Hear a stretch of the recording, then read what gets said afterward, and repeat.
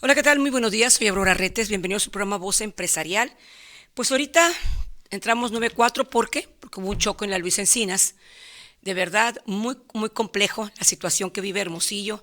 Estamos ahorita, pues los ciudadanos nerviosos por llegar, ya tienes que calcularle salir, yo creo que media hora, 45 minutos antes a tu destino. No vas a llegar en el tiempo que lo hacías antes, de verdad. Ahorita estaba ese camión ahí, un sedán hecho de verdad trizas, en muy mal aspecto. Espero que las personas que venían en el sedán pues se encuentren bien, y también las personas que venían en el transporte. A fin de cuentas, el susto nadie se lo quita. Pero bueno, vamos a empezar ya. Ahorita estamos a casi 4 o 5 horas de que ya el presidente Donald Trump determine el tipo de aranceles que va a aplicar a México. La presidenta dice: no se preocupen, hay un plan México 2030, o sea, hay un plan México. Lo que decida el presidente Donald Trump, nosotros ya tenemos una visión, una ruta marcada, y pues hay que seguir adelante. No va a ser ojo por ojo. Ayer tuve una llamada con el ministro de Canadá, se pusieron de acuerdo. Canadá está un poquito más agresivo en su narrativa pública. Inclusive vemos fotografías de su bandera en todas las casas. O sea, ya saben, el nacionalismo ahorita, o sea, la globalización como que tuvo un tiempo determinado, y sácate, venimos a la era del proteccionismo, y obviamente es una nueva era, hay que aceptarlo. Y esta nueva era trae cambios, trae una nueva visión de la forma de producir en el mundo. Y México, ojalá que sepa, tiene yo creo que una gran oportunidad, para mí, en lo personal, una gran oportunidad de repensarse como país, de ser más estratégico. Determinamos el ensamblaje 30 años antes, el TEMEC nos fue bien, pero ahora hay una decisión. Inclusive ya Donald Trump, si tú creías que iba a durar este periodo, ya él está pensando en un tercero, así que no, quizás no te vas a poder deshacer de él en mucho tiempo. Vale más que México sí repiense lo que tiene que hacer. Ayer Hacienda, como ya saben, el oficialismo con el optimismo. México es el país, en el top 10, estamos entre 300 países del mundo, de los más felices. O sea, todas las variables que se calificaron estaban reprobadas, pero somos felices. Bueno, el gobierno, ya sabemos por qué el mexicano es feliz. Pues a fin de cuentas, los que están en el gobierno son todos los mexicanos. El gobierno dice ayer, no, Hacienda dice, vamos por el 2.3, 2.1 de crecimiento. O sea, siguen en una actitud positiva. No hay ningún elemento para mantener esa positividad.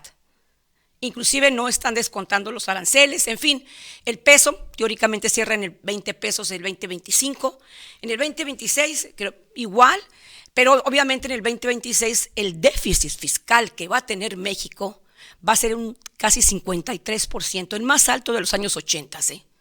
No hay dinero, pues, no hay dinero. Pero bueno, el optimismo sigue. Obviamente es una narrativa para que todos nos tranquilicemos y no entre la situación, pero la incertidumbre ahorita bajó, la seguridad de los empresarios en lo que está pasando bajó. Hay los CEOs de México, de las diferentes empresas nacionales e internacionales, están de 10-6, dicen, esto no está bien. Entonces, pero bueno, vamos a ver qué pasa a partir de las 2 de la tarde, pero yo creo que no podemos estar así, porque el presidente Donald Trump va a seguir con esa política comercial para cambiar la forma en cómo se va a producir de ahora en adelante.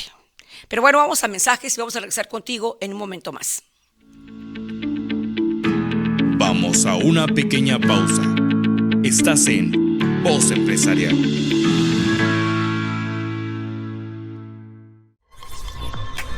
Estás viendo TVD Primera Plana, tu canal.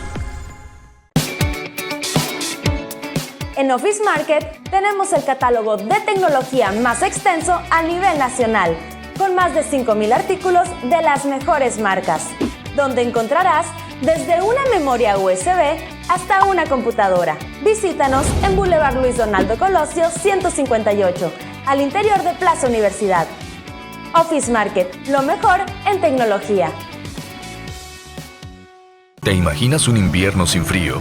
En Las Palomas Beach and Golf Resort, el clima perfecto te espera. Despierta con vistas al mar de Cortés. Disfruta de un día de golf bajo el sol. Y deleita tu paladar con nuestra exquisita gastronomía. Todo, desde conexión Wi-Fi rápida hasta paquetes de estancia prolongada. Olvídate del invierno. Ven a Las Palomas. Reserva ahora y asegura tu lugar al sol. Date un respiro. TVD Primera Plana, tu canal. Continuamos con más contenido de valor para la toma de decisiones. Estás en Voz Empresarial.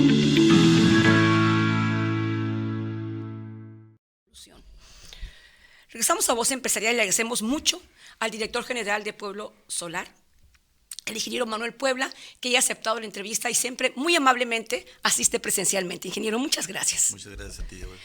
A ver, esta empresa que usted dirige nació en el 2002, creo que fue la primera, una de las primeras en el país para generar energía fotovoltaica para hogares y empresas. Y en estos 13 años, ¿cuál ha sido la evolución, ingeniero, y sus capacidades en eficiencia energética? Bueno, yo creo que hay que tomar en cuenta que la participación del sector privado en un sector tan relevante como es el caso de la electricidad, pues se inicia apenas en el 2014, sí, con la reforma energética de la administración del licenciado Peña Nieto. Antes de eso, el monopolio estaba constituido por Comisión Federal de Electricidad, y al momento en que se abre la posibilidad de que empresarios privados puedan participar en el sector, pues había todo por escribirse. O sea, era un sector que prácticamente desconocido, con una legislación de avanzada, sí, en ese momento, y que pues mucho de su propósito era enfocarse hacia la generación de energía a base de fuentes renovables, que Comisión Federal no tenía esa capacidad porque casi todas sus plantas dependían en ese entonces de combustóleo, y que eventualmente fueron moviéndose hacia gas natural, que ahora se considera una energía que es pues menos contaminante. Es menos contaminante. Y la idea de entrar a renovables pues es en mucho los compromisos que el propio gobierno mexicano tomó con la COP, la Conferencia de Partes de Naciones Unidas, en donde se comenzaron a establecer ya metas específicas para lograr que la temperatura del mundo se eleve menos de 1.5 grados centígrados de aquí al 2050. Entonces, yo creo que ahí esos compromisos implicaban un porcentaje de la capacidad de generación de energía eléctrica en el mundo, al que se comprometían tener precisamente para ir disminuyendo la quema de combustibles que provocan la contaminación al ambiente, ¿no? Y ahorita, pero ustedes, o sea, ya tienen como ustedes fueron de las primeras empresas, ingeniero visionarios, ustedes, empresarios sonorenses, le entraron a esto, como si usted había mucho por escribir, pero ya tienes 13 años ahorita ya trabajando. ¿Cuál ha sido cómo es la evolución que has tenido desde el 2012 al 2025? El mercado de Sonora del país ¿sí ha ido para esto? O sea, ¿sí pegó, pues? Bueno, yo creo que cada vez es mucho más importante. Seguimos teniendo una participación muy reducida dentro de lo que es el total de la energía que se produce, o de las fuentes de energía que se canalizan hacia la producción de electricidad, y estamos hablando todavía del 4 o 5%, menos del 4 o 5%, cuando los compromisos de meta en energías renovables andan en el 35%. Bueno, santo Dios, ¿y cómo le vamos a hacer? Entonces, al final de cuentas, pero sin embargo, esto viene siendo algo creciente, y cada vez, como tú mencionas, en el 2012, donde todavía ni siquiera se abría la posibilidad de participación en el mercado, sí había un proceso a nivel mundial desde el punto de vista tecnológico, en donde los costos de los sistemas de generación fotovoltaica venían disminuyendo por la participación de China precisamente en el ensamblaje y en la fabricación de paneles solares, que se concentró prácticamente toda la oferta y que eso les permitió tener las economías de escala para reducir sustancialmente los costos de los equipos. Entonces, con eso, el costo de los equipos llegaba con tendencia a equipararse con el valor del kilowatt hora generado de electricidad generado para el mercado, para la demanda.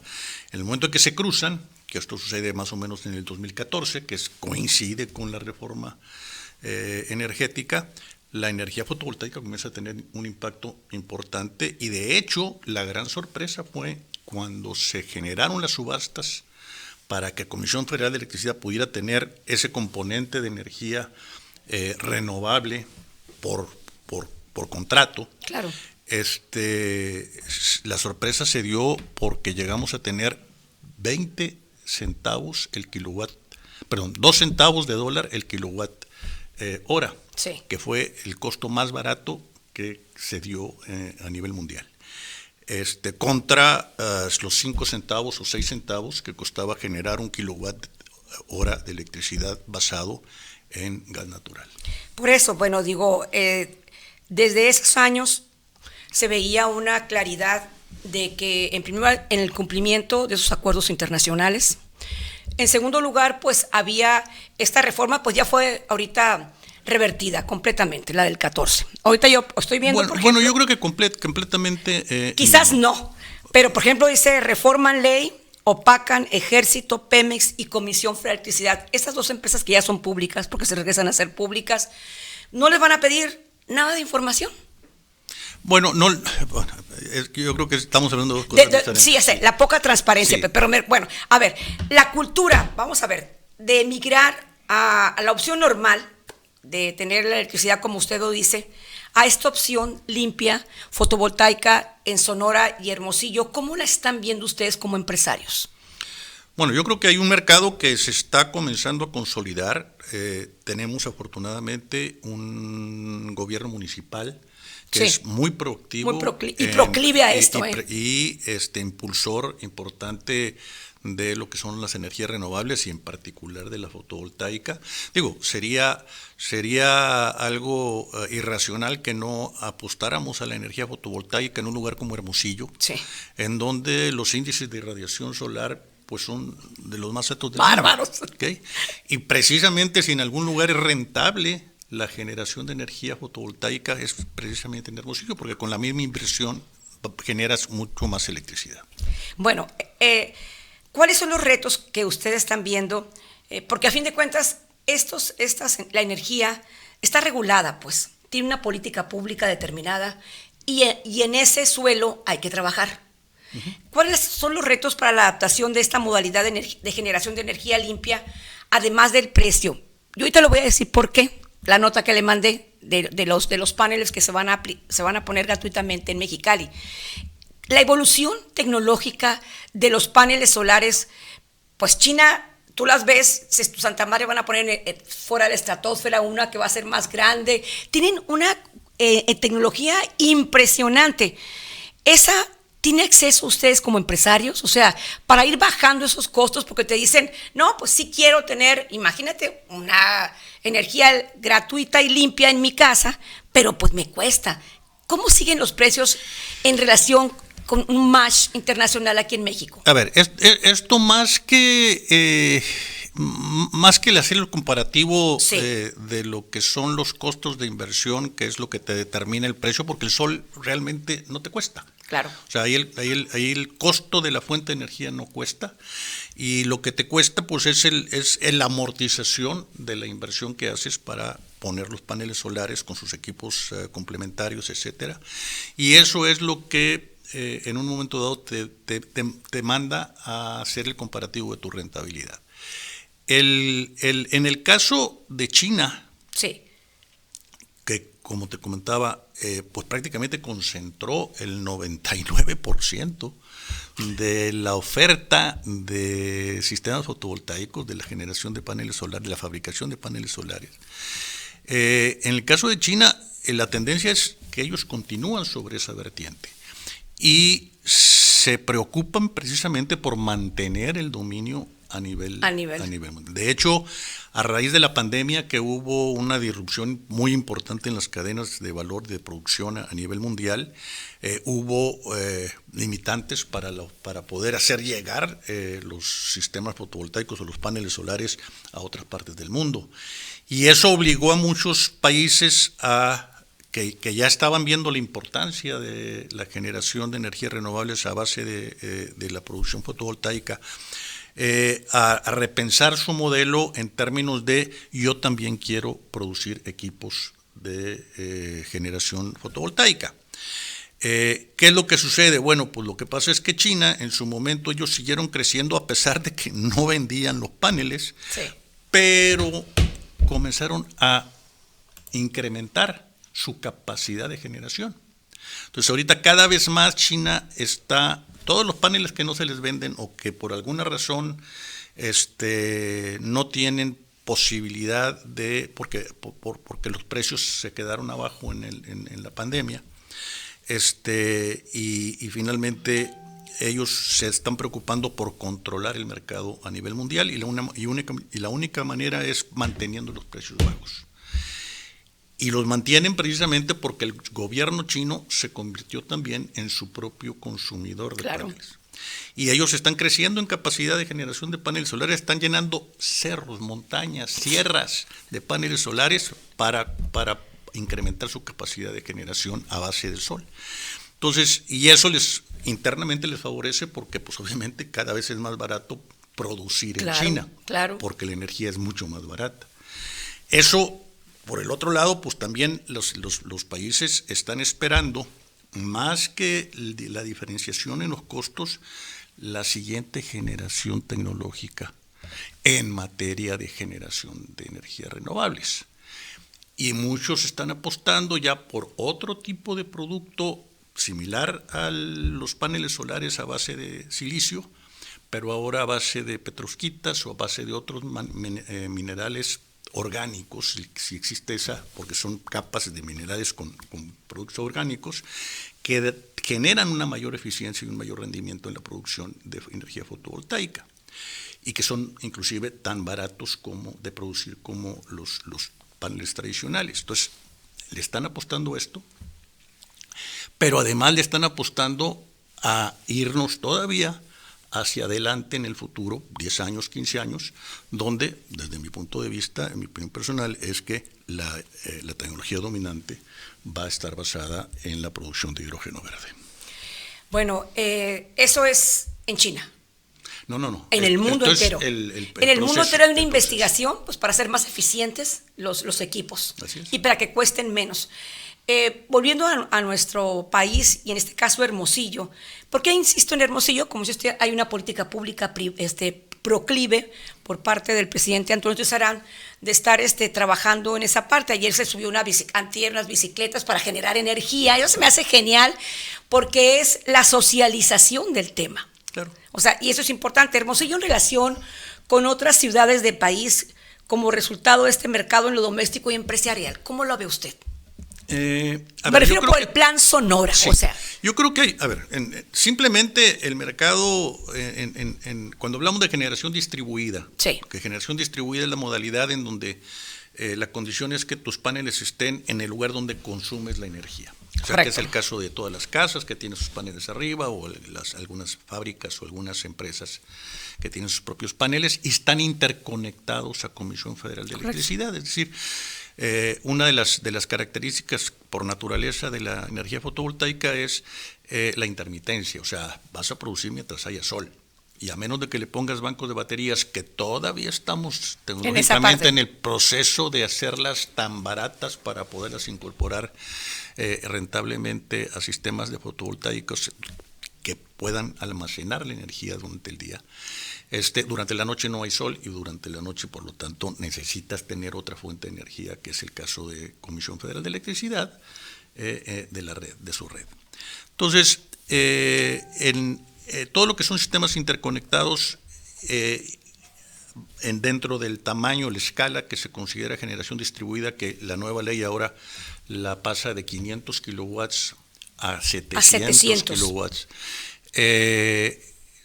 es lo que se llama generación exenta, es decir, no necesitas pedir permiso, y ese es precisamente algo que promueve el gobierno, inclusive la propia Comisión Federal de Electricidad, porque todo lo que se instala como generación distribuida implica no presionar las capacidades de la red de distribución ni las capacidades de las plantas de generación. Entonces, eso implica pues que Comisión no tiene que hacer más inversiones para poder atender más demandas, sino que si en el lugar donde se consume pones paneles solares, el usuario, con dinero del usuario o con créditos al usuario, los ahorros le van a pagar el sistema. Y lo más importante es que no va a estar jalando más que en el momento en que necesite cubrir sus faltantes, ¿ok? Que además Comisión se los compensa cuando tiene excedentes, cuando sube excedentes a través de un medidor bidireccional. Entonces, esa modalidad de generación distribuida, interconectada, Comisión Federal, tiene un mercado enorme. O sea, los cálculos que nosotros hemos hecho en términos de de qué tamaño. ¿De qué tamaño es el mercado? Así es. Si consideramos que nada más la franja que tiene arriba de 5.5 kilowatts hora por metro cuadrado diario. Que es la irradiación en Sonora, bueno, en promedio en toda la zona norte del país, incluimos todos los estados fronterizos más Sinaloa y Baja California Sur, hay 10 millones de usuarios de Comisión Federal de Electricidad. En el país. En esa franja. En esa franja. Sí, somos en esa franja. 130 millones en el esa país. Franja, en esa franja. Que es los que tienen índices de irradiación suficientes como para poder pagar una inversión en sus sistemas en menos de 4 años, 5 años. ¿Okay? Y eso, lo que sucede es que si por haciendo un cálculo aproximado, quitando todos los sistemas o todos los usuarios que están en poblaciones o que son poblaciones de bajos ingresos, que inclusive pues están dentro del subsidio de Comisión y que no les es muy rentable estar pagando una inversión de esas porque no la necesitan. Y vamos haciendo un cálculo aproximado del 50% de esos usuarios como posibles compradores potenciales. Y si lo multiplicas por el mismo índice que tiene por kilowatt en generación, por kilowatt instalado en esas instalaciones, que es de aproximadamente 9 kilowatts hora, pero 9 kilowatts de capacidad por sistema, nos vamos a 43,000 megawatts de mercado potencial. O sea, un mundo, ingeniero, un mundo. El Plan México, ahora que te referías a eso, dentro de sus premisas es incrementar en 27 gigawatts, es decir, 27,000 megawatts, la capacidad de generación de energía eléctrica a base de energía renovable. Bueno, fíjense que antier, sigo yo mucho a Index Nogales, pues porque están en la frontera, y estaban ahí congresistas de Estados Unidos, en este caso de Arizona, y de varios estados del sur de Estados Unidos y del norte de nosotros, conversando, y el de Index Sonora, el líder decía que qué padre todo y lo que ustedes quieran, pero dice, si ahorita ahorita qué bueno que no llegó, así lo dijo, qué bueno que no llegó, inclusive lo pasé ayer con voz de él, qué bueno que no llegó a empresa, dice, porque no teníamos energía. No tenemos energía. Y adivinen qué le dijo a la gente del gobierno del estado de Sonora y a los Estados Unidos, energía limpia nos piden. ¿Qué van a hacer? Pues no dijeron nada, por supuesto, no. Entonces, ¿qué haces con eso? O sea, si ahorita el nearshoring se detuvo, obviamente todo está a la expectativa. Deberían de haber llegado teóricamente los expertos unos 60,000 millones de dólares entre el 24 y 25, no han llegado, están a la expectativa. Index, Jesús Gámez dice, sí, van a llegar, ahí tenemos 3 empresas detenidas. Ahora, pues a ver que ya hable el señor Donald Trump, vamos a ver qué pasa, o sea, todos estamos así, ¿no? Pero esta incertidumbre inhibe a todos. a los extranjeros y a los nacionales. Pero en el tema que usted es experto porque tiene esta empresa, ¿qué decir? O sea, necesitamos energía limpia, dice, parques industriales con energía limpia, porque es lo que nos piden a nosotros. Yo creo que aquí ha faltado un poquito de difusión o de promoción entre lo que se está haciendo. Obviamente, en el caso del gobierno del estado de Sonora, el plan Sonora, el mentado plan Sonora, que está incluyendo, basándose fundamentalmente en el desarrollo de fuentes de energía renovables y en la conducción de gas natural para su licuefacción a la exportación. Pero en el caso de la capacidad de generación de energía eléctrica que tiene el país, el estado de Sonora, estamos hablando de 6.400 megawatts. O sea, si tú juntas las plantas de Comisión Federal de Electricidad, todas las plantas que tienen fotovoltaicas, inclusive las de combustible y diésel repartidas en la sierra. No tenemos eólicas aquí.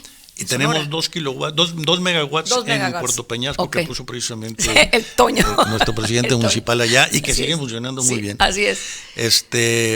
Pero la que ha generado más interés ha sido precisamente la fotovoltaica, por los índices de radiación locales y porque los costos de inversión ahorita siguen siendo bastante atractivos.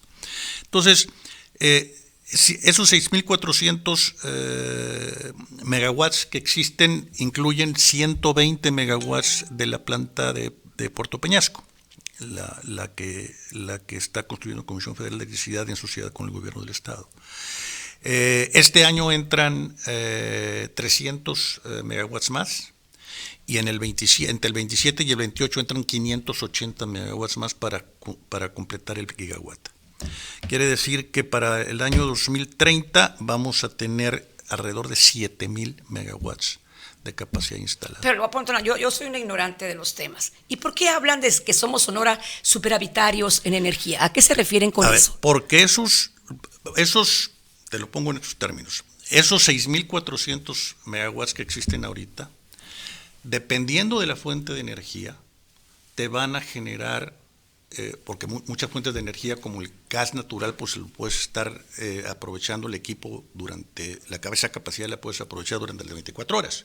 En el caso de la energía fotovoltaica, pues serán alrededor de 10 o 12 horas las que puedes aprovechar. Entonces, cada fuente de energía te genera diferentes gigawatts hora en este caso, dependiendo de ello. Entonces, pero considerando las fuentes de energía como están, la capacidad de esos 6.400 megawatts son 33.800 megawatts hora al año. 33.800. Bueno, el consumo del estado de Sonora actualmente es de 12.100 megawatts hora al año.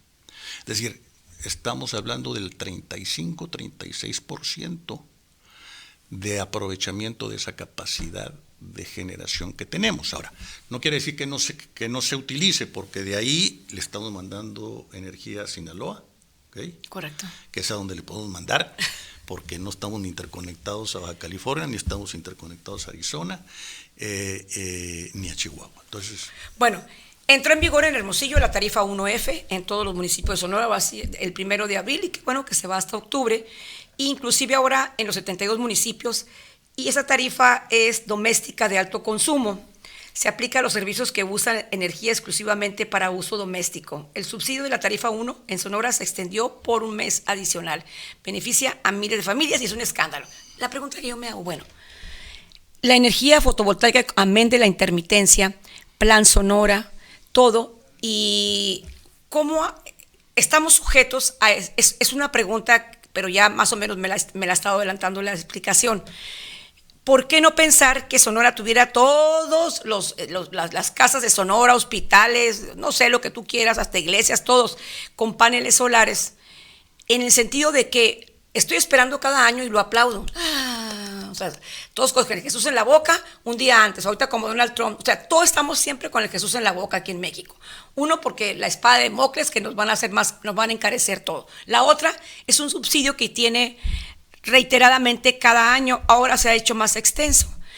Pero si nosotros producimos eso, ¿no se pudiera en el corto tiempo hacer que Sonora ya no reciba ese subsidio? Es una pregunta. Sino que en alguna ocasión me tocó, cuando recién se instaló ya operando la ley eléctrica en el sexenio de Peña Nieto, hacer la propuesta en donde si en lugar de subsidiar la energía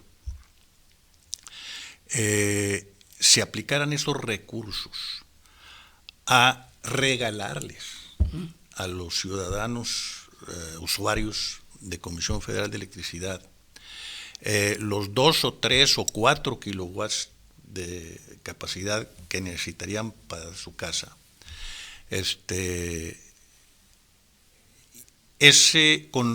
el subsidio, en lugar de aplicárselo, se iba a pagar un financiamiento. ¿Okay? En menos de 5 años quedaban pagados los paneles. Se acababa el subsidio, porque ya no se iba a necesitar, y los usuarios tendrían la garantía de que con esa capacidad iban a estar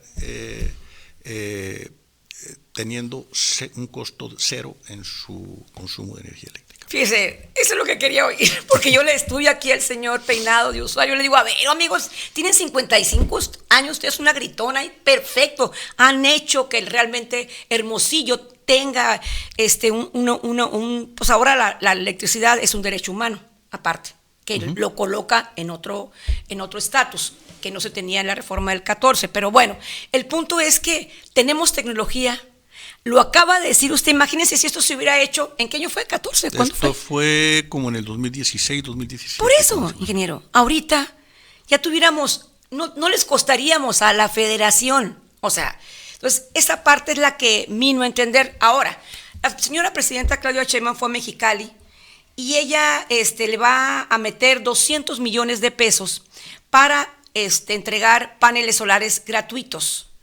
La pregunta es, obviamente en las redes se empezaron a hacer números y usted me responde amablemente, como siempre, ingeniero, cuando le planteo, ¿qué pasa con eso? Son 200 millones que se van a comprar en paneles solares para familias vulnerables. Es un poquito lo que usted sugería, pues te voy a regalar, pero 200 millones es suficiente, es mucho, porque sacaron, como que cada panel solar, con esas cantidades, sacaba un señor ahí, te cuesta 6,000 pesos. Pero así se te va a 30 y tantos mil pesos, o sea, y ese diferencial de costos, o sea, porque ya lo investigué, así es. O sea, así está planteado. A lo mejor no se supo narrar públicamente, pero así está planteado. Son 5,200 paneles, se le van a aplicar 200 millones, pero el panel te saldría 36,000 pesos cada panel. Dice, ¿cómo? Si realmente con esos volúmenes te costaría a 6,000, 5,000 pesos. O sea, quiero aclararlo con usted. Sí, mira, si tomamos como referencia, por ejemplo, aquí todas las empresas que estamos en el sector de la energía solar, conformamos un clúster de lo que es el clúster de energía de Sonora, que de alguna manera nos agrupa y nos hace pensar en qué medidas tenemos que tomar como empresas para poder seguir impulsando el sector. Y ahí están las universidades, está el gobierno del estado, están los centros de investigación y están las empresas de todos tamaños que operan en Sonora. Ahí es nuestro reducto ahí de estar inventando o viendo qué nuevos proyectos son los que se pueden desarrollar apoyados por todos. Pero en este caso, en el ayuntamiento, hemos estado trabajando mucho con el ayuntamiento en ese sentido, y con el ayuntamiento ha habido programas precisamente para apoyar a los empleados del ayuntamiento, a poner sus propios sistemas, a las empresas a través a las instituciones de beneficencia, donde hemos estado participando. Si hablamos de esos costos por kilowatt, por ejemplo, estamos hablando de algo entre $1 y $1.15 por watt, que es lo que más o menos, eso implicaría que un panel de 590 watts, que es el que trae por ahí, En el caso de los 200 millones divididos entre los paneles que quieren, pues estás hablando de $1.70 y tantos centavos. O sea, estás hablando como el 50% más de sobrecosto de lo que podría ser. Ignoro si están considerando ellos alguna otra costo adicional de lo que es el sistema en sí, bueno, o no, todo lo no demás, lo quiero... pero al final de cuentas, digo, que eso significa que el mismo programa te alcanzaría para hacer 50% más de inversión en términos de capacidad de kilowatts hora. Ahora, ¿es mucho o es poco? Digo, en ese entonces, yo recuerdo en 2016-17, el costo de la aportación del Estado a los subsidios dentro de los convenios con Comisión Federal de Electricidad andaba en el orden de los 600, 700 millones de pesos. Entonces, calcúlale ahí, pues si estás hablando de que 200 te dan 8, más o menos alrededor de 8.5 megawatts, en 700 millones, pues te estarán, o de 800 millones te están dando alrededor de 4 veces más, ¿no? Y ese es el número de usuarios que puedes apoyar, considerando que tienes 3 o 4 kilowatts por vivienda, ¿no? Por residencia. El programa se llama Sol de Norte. La Secretaría de Energía anuncia una inversión de 200 millones de pesos. Yo no sé si lo va a hacer a través de la Comisión Federal de Electricidad, pero el gobierno nunca se ha caracterizado, siempre ha tenido sobrecostos en todo lo que hace, así que no me extrañaría aquí. Pero bueno, el punto es, ahorita, para finalizar, porque ya tenemos ahorita a nuestro entrevistado, ¿qué les sugiere a ustedes a los empresarios y a los familias de Hermosillo que con esta inversión, como decía usted, que van a tener una energía limpia y van a tener una energía gratuita en los 5 años que ya te van a quedar para siempre? Pues, o sea, la sugerencia para este año 2025, que es un año de contracción, el gobierno no acepta la desaceleración, menos la recesión, pero existe. ¿Qué le sugiere, señor? Bueno, yo creo que es muy importante que consideren la posibilidad de, si no lo están haciendo, investigar un poquito. Está el FIDE, el FIDE, que es un fideicomiso del propio gobierno federal, y que su función es precisamente financiar al usuario residencial, sobre todo el micro, el usuario que requiere los 5, los 4, los 10 kilowatts, para atender sus requerimientos de energía eléctrica, y que a una tasa preferencial les da un crédito hasta por 48 meses. ¿Cuántos paneles se necesita una casa mediana? Mira, yo creo que el promedio más o menos en caso residencial estará entre los 3 y los 5 kilowatts. Eso significa alrededor de 10 paneles. Estamos hablando de que la inversión total deberá andar alrededor de los $4 o $5 mil. $4 o $5 mil. Pero con un financiamiento hasta por el 100% que te puede dar el FIDE, y te lo van agregando a tu recibo. Correcto. O sea, la idea inclusive es que lo que pagas en tu recibo, ¿okay?, sea igual o menos que lo que te está costando pagarlo directamente a Comisión Federal de Electricidad. No, pues es que es una opción impresionantemente interesante y sobre todo con un retorno increíble, ingeniero, en poco tiempo, ¿no? Sobre todo los que tengan. Yo creo que ahorita yo ya veo más paneles por todos lados. Creo que Sonora debería ser el referente, que cuando recorran Sonora por el plan Sonora, todos deberíamos tener paneles solares. O sea, porque parece no, porque es lo que materializa el plan Sonora. Y además el sol es gratis. Pues por eso y es una manera efectivamente de democratizar la generación de energía. Cada quien genera lo que consume. ¿Y la comisión dónde quedaría ahí? Porque ellos no, comisión está interconectada. A comisión le conviene hacer eso, como te platicaba hace un momento. O sea, le reduces los requerimientos de inversión en nuevas plantas, porque si tú sumas todos los paneles que están arriba de las casas, pues es una central de generación totalmente virtual, si quieres, pero es una inversión que comisión ya no tiene que hacer. No, pues ahí está. Muchas gracias, ingeniero.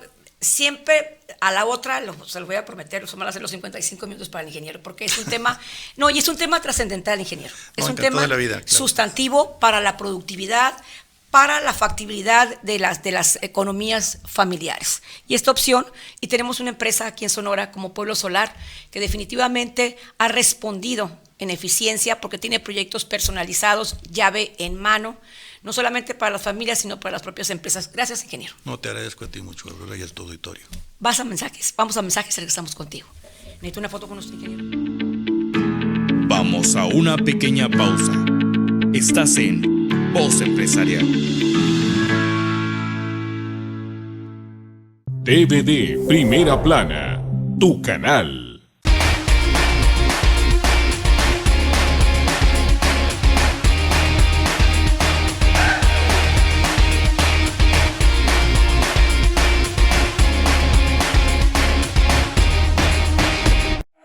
México vive tiempos de cambios profundos. La sucesión presidencial, poderes concentrados en un solo partido y leyes aprobadas a toda prisa. La economía de las familias se tambalea, mientras los empresarios ven el futuro con incertidumbre. En este complejo entorno, existe desde Sonora y para todo México y el mundo, un espacio que te habla con claridad y verdad, un informativo que observa, analiza y te brinda una perspectiva profesional y honesta sobre los temas que más te importan. Esto es De Primera Mano, con el maestro Francisco Javier Ruiz Quirrín. Como siempre, un gusto saludarle desde esta plataforma TV de Primera Plana. De lunes a viernes a las 2 de la tarde. Por TVD Primera Plana, comprometidos con la verdad. Continuamos con más contenido de valor para la toma de decisiones. Estás en Voz Empresarial. Regresamos a Voz Empresarial. Tenemos en la línea al vicepresidente del Colegio de Economistas de Sonora, Alejandro Romero. Alejandro, gracias por aceptar la entrevista. ¿Qué tal? Buenos días, Aurora. Con gusto aquí presente. Gracias. A ver, Alejandro, estamos a unas pocas horas de que Donald Trump ya determine el monto de los aranceles, los recíprocos y los que tú quieras. Como la presidenta dice, pues nosotros ya tenemos nuestro plan 2030, el plan de ruta de la economía mexicana, como diciendo, pues nosotros tenemos nuestra ruta. Y por otro lado, Hacienda dice ayer, siguen optimistas. 2.3, ya sabes, para el 2025 y para el 2026, pero aceptan un déficit el más alto en el 2026 de casi el 53%. ¿Cuál es tu opinión sobre todos estos elementos que están conjugándose en este momento? Bueno, yo creo que sí hay un problema muy claro de recesión económica ya en marcha. Creo que ya es algo que no podemos disfrazar o evitar. Entonces, esto va a acarrear varios problemas. Para las empresas, pues obviamente va a ser difícil mantener intactas su nómina. Para el gobierno va a ser realmente imposible, si no es que más allá de lo imposible, mantener su meta de déficit fiscal. Los ingresos, obviamente, con una economía en recesión no van a ser los mismos. Entonces, si además hay presiones de gasto muy importantes, pues eso va a hacer que definitivamente no se alcance la meta de déficit fiscal. Y pues la meta de crecimiento ni se diga, un crecimiento del 1.9% cuando estamos hablando de que estamos en una economía en retroceso y con proyecciones de caídas que van del 0% de crecimiento al menos 1.6%, pues evidentemente ya están fuera de toda proporción de la realidad, ¿no? Entonces, sin duda el panorama pinta complicado. Habrá que ver finalmente cuál es el anuncio de hoy por la tarde de Donald Trump, que lo quiso dar después de que cierran los mercados. Eso podría ser inquietante en ciertos términos, ¿no? De alguna manera está buscando comprar tiempo para que no haya una sobrereacción de los mercados y seguramente tratar de explicar un poco más en el transcurso de la tarde-noche el plan que anuncie sobre los aranceles hoy Donald Trump. El Plan México está anclado 2030, está anclado en el nearshoring y en el crecimiento de la industria nacional. ¿Cómo lograr estos desafíos con los actuales aranceles y sobre todo con un entorno doméstico complicado, como lo estás explicando? Porque el plan, dice la presidenta, tenemos un plan 2030, México 2030, pero está anclado en el nearshoring y el nearshoring está detenido completamente. Entonces, esta parte, la industria mexicana, no tenemos una política clara para apoyar precisamente la innovación, la tecnología, el financiamiento, y realmente quieren con una varita mágica decir que la industria mexicana va a resurgir, a lo mejor para vendernos a nosotros mismos. No somos un mercado despreciable. 130 millones de mexicanos no somos despreciables, pero no tenemos la calidad ni la pertinencia productiva para lograrlo, ni siquiera para nosotros mismos. Entonces, ¿cómo tú ves esta parte? Mira, yo creo que invariablemente después del anuncio de los aranceles de Donald Trump, creo que va a ser casi obligatorio que volteemos a ver las opciones del mercado interno, porque los aranceles definitivamente van a reducir la demanda de productos exportados mexicanos. Eso va a provocar precisamente que caigamos en una recesión este año. Entonces, de alguna manera, si queremos ver alternativas para encender nuevos motores de crecimiento, forzosamente tenemos que voltear al mercado interno. ¿Cuáles podrían ser las alternativas? La vivienda económica creo que podría ser una opción.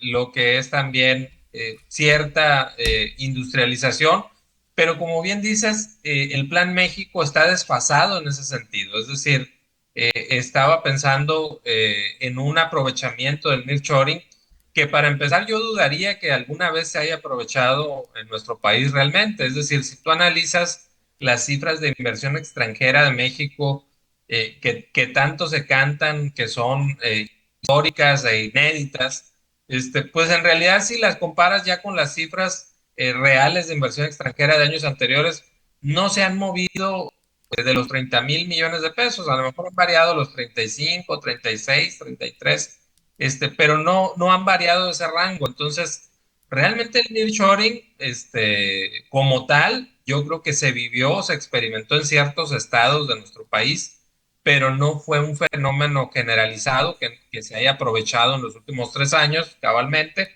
y menos se va a aprovechar en los próximos años con estas barreras arancelarias. Básicamente lo que está haciendo Estados Unidos es querer concentrar el nearshoring exclusivamente en su país. Es más bien una renacionalización estadounidense de las inversiones, lo que está procurando Donald Trump, y no que se vayan a sus aliados y a sus socios comerciales. Entonces, desde ahí el Plan México, pues ya tiene una pata coja. Entonces, habría que ver las otras patas del mercado interno. Pero también te digo, en este entorno de recesión, donde el gobierno va a resentir en sus ingresos la recesión que van a provocar los aranceles, pues habría que entonces estar más abiertos a opciones del sector privado para financiar el Plan México. Sin embargo, sabemos que este gobierno le causa cierta urticaria el aprovechamiento de inversión privada. Pareciera que prefieren que sea todo bajo inversión gubernamental y pues así no van a dar las cuentas si estamos hablando de que se les va a meter en problemas los ingresos fiscales y por lo tanto el déficit fiscal. Sí, o sea, de verdad están metidos en un brete el gobierno mexicano. Por un lado, siguen con el esquema de la redistribución de la riqueza. Pero ¿cuál riqueza? Si no le permites a la riqueza generarse. O sea, no les entiendo yo. Por un lado dice, seguimos, y es cierto, hay que redistribuir la riqueza. El problema es cuál riqueza, si tienes un entorno internacional muy complicado para México y el entorno nacional está también muy complicado porque no tienes el ecosistema facilitador ni la certeza jurídica que le permita la generación. He estado viendo que han salido 17,000 millones de dólares pianito de capital nacional a otros destinos. Eso no se habla públicamente, pero ahí como gotita a gotita, desde el año pasado ya van 17,000 millones de dólares de capital mexicano que están buscando alternativas en otros destinos más facilitadores y más seguros, Alejandro. Eso es una situación muy mala para México, ¿eh? Es que, Aurora, tenemos que recordar que esta, digamos, incertidumbre que ha llevado a la economía primero a una desaceleración y ahora a una recesión, empezó a mediados del 2024. Es decir, recordarás que antes de las elecciones el dólar estaba a 16 pesos y era algo de lo que más cantaba el oficialismo. Después se nos va a 20 por allá en octubre, noviembre del 2024. Y si revisas las cifras del INEGI, la economía empieza a caer 0.6% a partir del último trimestre de 2024. Es decir, no es una recesión generada estrictamente por Donald Trump y sus aranceles. Es una recesión profundizada por Donald Trump que inicia a finales del año pasado, producto de las reformas constitucionales del oficialismo que obviamente le metieron incertidumbre a los inversionistas con los cambios al Poder Judicial, con la desaparición de los organismos autónomos, el tema de la supremacía constitucional. Todo eso lo único que vino a generar es incertidumbre y por lo tanto se está dando esta fuga de capitales, está dando esta desaceleración y luego recesión de la economía y ahora, te digo, con el tema de los aranceles se está profundizando la recesión, pero no hay que creer que la recesión empezó en febrero, la recesión empezó en octubre del año pasado. Fíjate, para terminar, el sector automotriz para México es estratégico y tú lo conoces mejor que yo. Cerca de 3 millones de personas dependen de él. 3 inversiones importantes ya se nos fueron del sector automotriz. Pues Tesla nos dijo adiós hace rato. BYD, la empresa china que quería, y Nissan ya está llevándose algunas líneas a Estados Unidos que va a invertir Nissan cerca de 21,000 millones de dólares en Estados Unidos. O sea, y es nuestro sector pivote fuerte y el autopartes. Entonces, yo no sé en dónde está anclado el plan México 2030. Imagínate si Ford se nos fuera de aquí, que no se va a ir, ¿no? Pero de alguna forma empiezan a desmembrar sus líneas de producción en lugar de llegar nuevas, Alejandro. Tu mensaje sobre esta parte, para finalizar. Sí, mira, yo creo que la cuestión de los aranceles, definitivamente en nuevos proyectos, creo que podríamos decir que los próximos 4 años van a ser de plena sequía, de total sequía de nuevas inversiones en el sector automotriz. ¿Por qué? Porque evidentemente con esta imposición de aranceles sobre este sector, más los aranceles al acero y al aluminio, la ventaja que pudiera tener nuestro país en el costo de la mano de obra, pues se diluye. Y también las armadoras por estrategia, pues no van a querer confrontarse con el gobierno de Estados Unidos, al menos en los próximos 4 años, y seguramente las nuevas líneas, los nuevos automóviles o alguna nueva planta, se va a ir definitivamente, creo yo, a Estados Unidos y ese es su principal mercado. Ahora, también hay que ser muy claros y muy sinceros en esto. Va a bajar la demanda de vehículos producidos en México por la cuestión del el impacto que va a tener en los precios de los autos, los aranceles en Estados Unidos. Sin embargo, esperemos, y creo que esa es lo más probable, no se van a ir las plantas, espero yo, de México a Estados Unidos, como es el caso de Ford, porque para empezar no es una decisión que se tome en 4 o 5 días, son decisiones que toman años para madurar en lo que encuentras una ciudad, la disponibilidad de electricidad, de gas, de agua, de trabajadores. Entonces no es tan sencillo mudar las plantas de México a Estados Unidos. Pero sí creo que en el impacto para nuevos proyectos y nuevas líneas de ensamblaje, creo que sí va a haber una sequía total para México en los próximos años. Y si se reduce la demanda de vehículos producto de los aranceles, eso sí puede impactar en pérdida de empleos en el sector, lo cual sin duda es una muy mala noticia porque la industria automotriz es el corazón de la industria manufacturera en México y por lo tanto de las exportaciones y de buena parte del crecimiento económico que había tenido en los últimos años nuestro país. Pues muchas gracias, Alejandro, fuiste muy claro.